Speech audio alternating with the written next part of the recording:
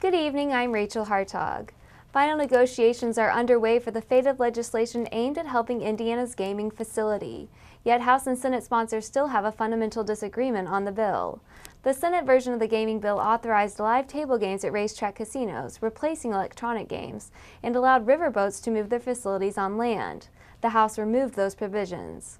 Casinos currently send out coupons for up to, for instance, $100 of free play at their facilities, but are then taxed on that as if the customers had spent their own money. The proposed tax break would allow casinos not to pay tax on up to $3 million of free play next year, and $5 million after that. The author of legislation overhauling the state's criminal code says the biggest issue remaining is perhaps how to pay for it at the local level. That issue likely will not be settled this session. The criminal code revision bill is aimed at increasing the penalties for more serious offenses while reducing sentences for lower-level first-time crimes, particularly drug offenses. The bill, if passed, will not take effect until summer of 2014.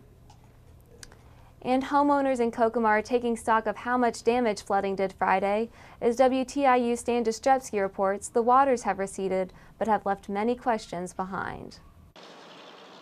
Engineers spent Monday using instruments to track how high the water got on homes as the flood reached its peak. On some homes, there's a visible water line documenting the damage, but elsewhere it's the yards and the curbs which tell the story. Becky Favors had to evacuate her first-floor apartment as the water rose Friday and now needs replacements for most of her furniture and other belongings. You can't repair it. It's just all gone. So how are you going about trying to replace it? Well, right now I'm just trying to get everything out so that we can get in there and get, working on it so I can move into it. Then I'm going to worry about it.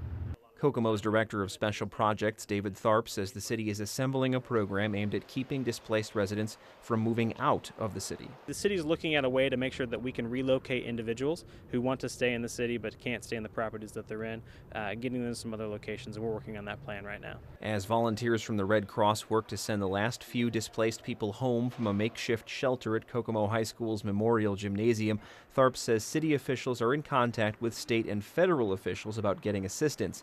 Becky Favors says she'd just like help getting her electricity turned back on. For WTIU News, I'm Stan Jastrzebski.